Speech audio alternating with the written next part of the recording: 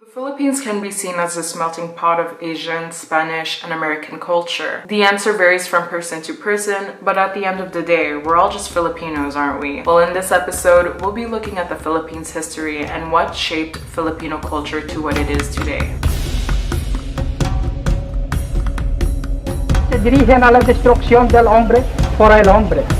Estas dos.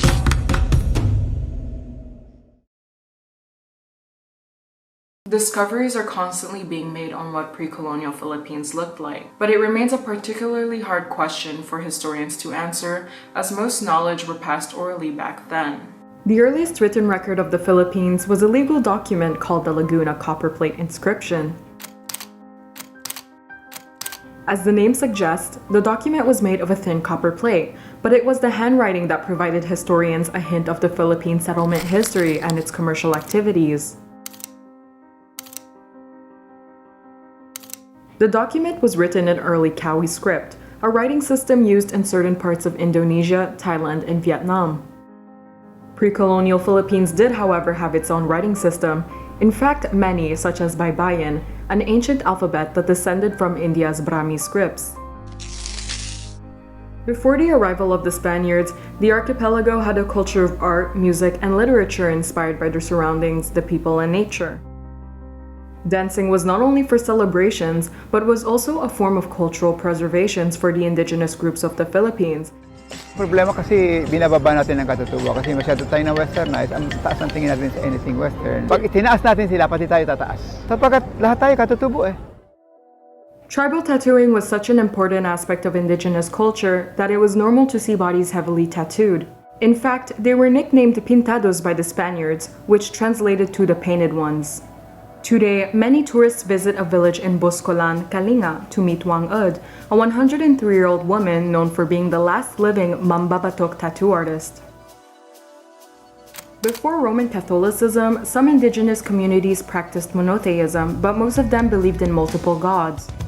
Early Filipino religions worshipped a supreme being that was called by many names depending on the region and community you ask. For example, the Tagalog people of Luzon called this entity Bathala, which is the name used even after the country's mass conversion to Christianity when referring to God. They also believed in Dianito. These were ancient spirits believed to have distinct powers over certain circumstances, such as in battles, for healing, or even rice fields. Animism was also a common theme in early Filipino religions. The islands had already established their own system of government and economy. The land was divided in barangays, with some of the settlements developing into what the Spaniards called barrios. After the Philippines gained its independence, which we'll talk about in part 2 of this series, the barrios were then reverted back to its original term as barangay. These lands were led by chiefs known as datus, one of the most notable being Lapu-Lapu. Lapu-Lapu's leadership, just like other datus in his era, was accompanied by a council of elders who would serve as his advisors. The wisdom and experiences of Filipino elders were highly valued, and such culture resonates till this day. As a society, women were treated as equal to men. They are allowed to engage in trade and even own property. In fact, languages spoken in the Philippines do not use gender-distinguishing pronouns like he or she, but instead universal terms like siya or niya in Tagalog. Some women even held respectable positions as babaylans who acted as the barangay shaman. The economy relied on trading with other indigenous tribes and traders from nearby countries, as seen with the Laguna Copperplate inscription. Rice trade was a major market in the Philippines, and if you visit the country today, you can find traces of these elaborate 2,000-year-old rice terraces in the Cordilleras region of Luzon.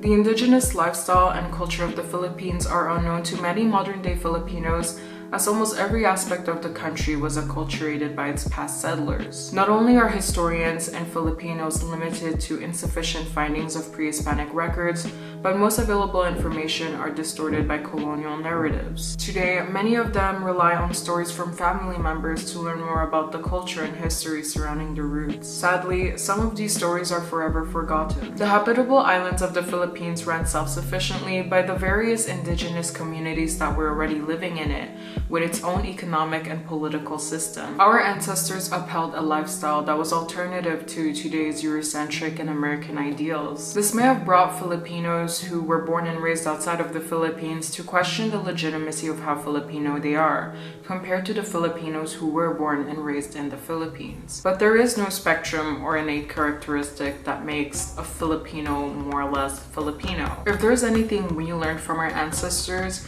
it's that they appreciated everything in life and everything that surrounded them. The people, their family, nature, food, etc. They were more than fine. Then the Spanish ships came and